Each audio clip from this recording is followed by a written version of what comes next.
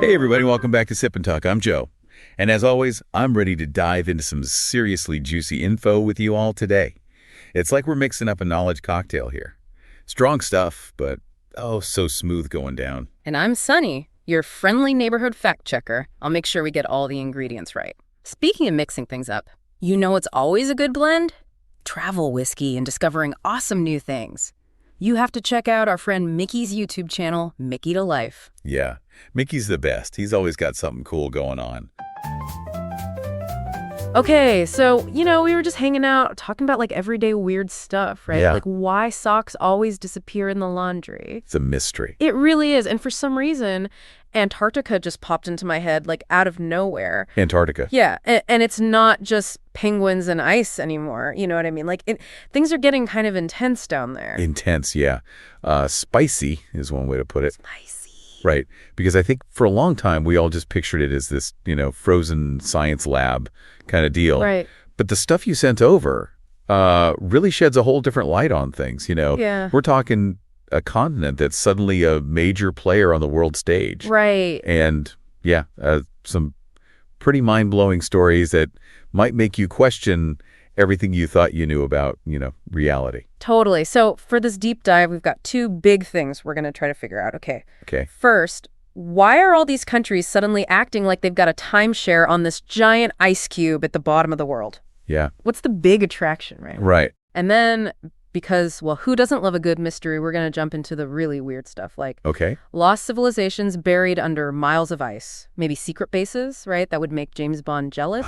And who knows, maybe even some extraterrestrial tourists who just really, really like the cold. I love it. So we've got a lot to cover, so let's bundle up mentally and get started. All right, let's start with why Antarctica is suddenly like this geopolitical magnet. Okay. You're right. For a long time, it seemed like the Antarctic Treaty System was, doing its job, keeping things focused on peaceful science research. Right. But what you've dug up really points to a big change. Like, everyone just woke up and realized, hey, there's a massive treasure chest under all that ice. A treasure chest colder than my ex's heart. Oh. So what's the loot, right? Okay. Well, according to what you found, it looks like the big prize is natural resources. Right. We're talking potentially huge oil and gas deposits in the seas surrounding Antarctica. And get this, the U.S. Geological Survey, they put out some numbers that made my jaw drop, 50 billion barrels of oil. Wow. And over 100 trillion cubic feet of natural gas. That is a lot of gas. That's the kind of fuel that could make filling up your tank feel like you're getting free candy. It's true. But the key thing to remember, and your sources really hit on this, is that the Antarctic Treaty says no drilling. Right. For now. But that ban is up for review in 2048. Okay. Which seems like a long way off, but in the world of, international politics and long-term planning, it's basically tomorrow. Right. So it's definitely got a lot of countries thinking hard. Oh, yeah. It's like a giant countdown clock on a massive resource graph. That's exactly. And it's not just oil and gas, right? Apparently, Antarctica's also got a decent supply of other minerals like coal, iron ore, copper, zinc, and even those rare earth elements, the stuff that makes our phones and electric cars work. Right. They're all potentially just chilling under the Antarctic Peninsula and the Ross Sea region. It's like a giant frozen Best Buy just waiting to open. Exactly. And those minerals are key for all the technology we rely on today. And as the world wants more and more of those materials, the temptation to tap into those Antarctic deposits is only going to grow. Right. And we can't forget about the Southern Ocean, which is absolutely packed with krill. Krill, those little shrimp things that whales love to munch on. Yeah. What's the big deal with those? They're like the potato chips of the sea, right? Well, they may be tiny, but they are incredibly abundant.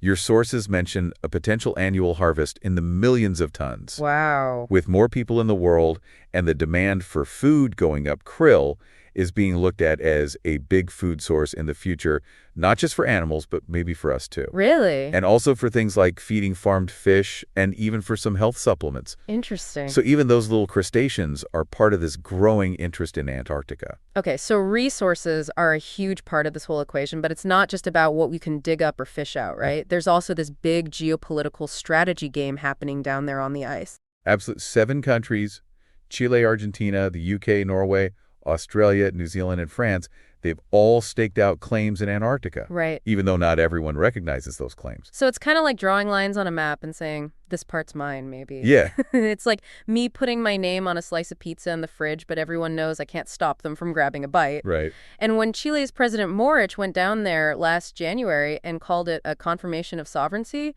that was a pretty bold move. It was. Like planting a flag and saying, nope, seriously, this bit is mine. Yeah, it shows how much they want to assert those claims, especially with all the future resource possibilities on everyone's minds. Right. And then beyond the territorial claims, Antarctica's location itself is strategically important. How so? It's not exactly a major shipping route. True. Unless penguins are secretly running a global delivery service. Not quite penguin couriers, but Antarctica's location is really valuable for keeping an eye on shipping lanes in the southern hemisphere and even for tracking activity in space. Oh, wow. So some research stations could have more than one purpose, something your sources hint at with Russia and China. Interesting. It's like having a secret lookout post in a remote but really important part of the world. Right. Imagine being able to see what's going on without anyone even knowing you're there. Ah, sneaky science with a side of global intelligence. I like this. Exactly.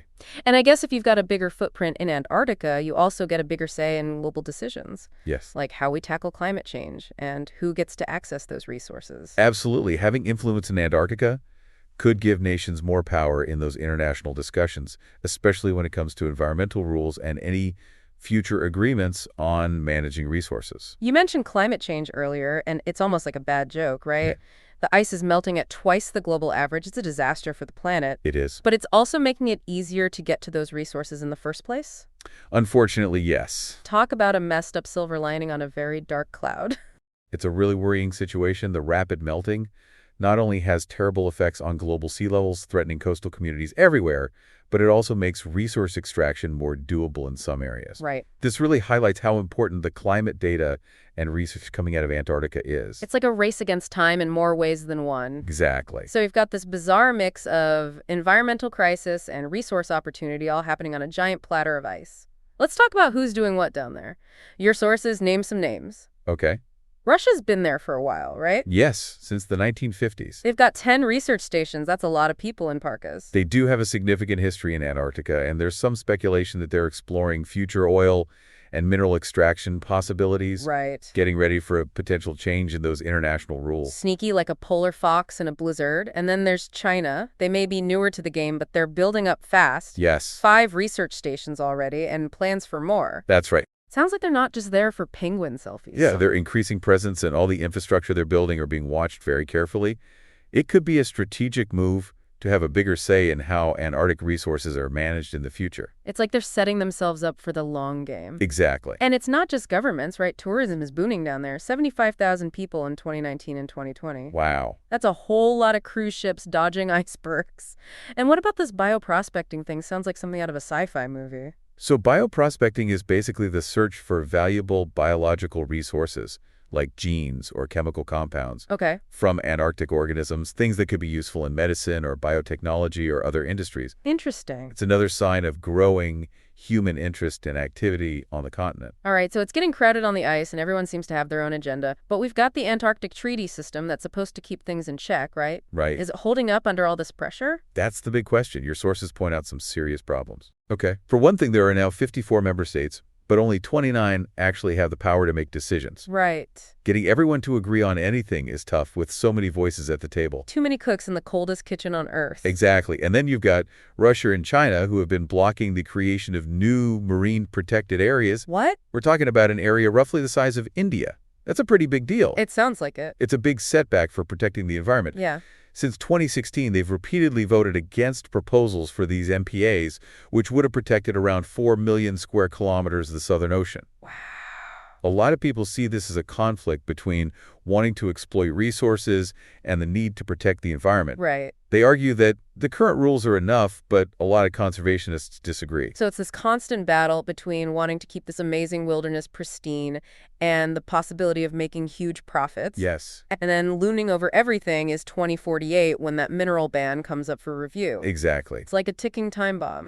If a new agreement isn't made, we could see a big shift towards exploiting resources. Right. All the news snippets you shared really highlight these tensions. The Chilean president's visit, the Thai scientists working with China, even that report of an assault at a research station. A bar fight in the middle of nowhere? It paints a picture of increasing human activity and all the problems that come with it. So just to recap, it sounds like the U.S. wants to keep the treaty stable, China's playing the long game for resources, Russia might be ready to challenge the current rules, and countries like Chile and Australia are trying to balance their claims with protecting the environment. That's a good summary. It's like a super chilled version of global power policy. Exactly. So are you ready to dive into the more, shall we say, unconventional stories about Antarctica? Oh, I was born ready. This is the stuff that keeps me up at night in a good way. You know, lost civilizations, secret bases, aliens, bring it on. My imagination is already there. Let's start with those lost civilizations. The big one, of course, is the idea that Antarctica was Atlantis. Right? Wasn't Atlantis supposed to be this warm, lush paradise way back when? The geological evidence does show that Antarctica was a lot warmer millions of years ago. Really? Even potentially with rainforests. Wow. But the generally accepted time frame for Atlantis, if it even existed, doesn't match up with when Antarctica was in that state and when humans would have started forming civilizations. Right. But the idea is definitely still fascinating. Because honestly, wouldn't that be the ultimate plot twist? It would. And then there are those satellite images and all those stories about pyramid-like structures under the ice. Yeah. We've got that mountain in the Ellsworth Mountains that looks suspiciously like it was designed by some ancient architect. Right. And I read that some Russian scientists back in 2016 said they found city-like structures under the ice. That sounds pretty convincing, right? While those pictures of the Ellsworth Mountains are definitely striking, geologists say that pyramid shape is just natural erosion. Over millions of years carving the rock into those formations. And as for those Russian claims, they haven't really been verified by the scientific community. Okay. And there's not much other evidence to support them. Right. It's actually pretty common for people to see familiar shapes in nature. Right. Especially in such an extreme and unexplored place like Antarctica. Mother Nature just has a thing for perfectly angled mountains. Got it. Okay, what about that whole Nazi Antarctic base legend, Neuschwabenland? Neuschwabenland. It's a classic. We're talking about Hitler's crew setting up a secret hideout at the bottom of the world. So that 1938 Nazi German expedition is a real historical event. Right. And they did stake a claim to the area, calling it Neuschwabenland. Okay. Officially, they were there for whaling and looking for resources. Right, they wanted whale oil. Yes, but the story goes that they actually built a whole underground base. Yeah. And maybe even kept doing their research down there after World War II ended. And then, bam, 1947, the U.S. Navy rolls in with Operation High Jump. Operation High Jump. A massive fleet, thousands of people. The rumors say they weren't just there for a cold weather training exercise. Right. They were going after that supposed Nazi base. Maybe even ran into some UFOs. Interesting. Some people even say some U.S. ships were damaged. So Operation High Jump was a big U.S. Navy operation. Yeah. Officially, it was for training in Antarctic conditions and testing military equipment in that extreme environment. Okay. There are lots of theories about what they were really doing there. Like taking on a hidden Nazi base or encountering UFOs. Yeah, but there's no real proof to back up those claims.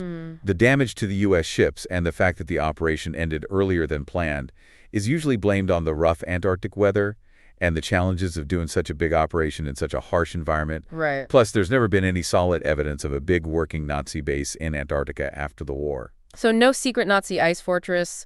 Kind of disappointing for the conspiracy theorists in me. But probably closer to the truth. Okay, let's get to the really juicy stuff, UFOs and alien bases. This is where it gets exciting. You know, I've seen all this stuff online about secret alien installations, governments making deals with extraterrestrials in Antarctica. It's crazy. The idea of secret alien bases in Antarctica pops up a lot in conspiracy theories. Yeah. People are drawn to the fact that it's so isolated and that there's not a lot of oversight. Right. Some theories even say that governments are working with extraterrestrials. And your sources mentioned those declassified Pentagon UFO reports that supposedly hint at weird stuff happening near Antarctica. Right. And those Google Earth images that look like giant unexplained holes in the ice. I swear I saw one that looked like a perfectly round entrance the size of a football stadium. It can't just be a natural sinkhole, can it? So those declassified Pentagon documents do talk about unidentified aerial phenomena, and some reported sightings have been near Antarctica. Right. But those documents don't prove that there are extraterrestrials or bases there.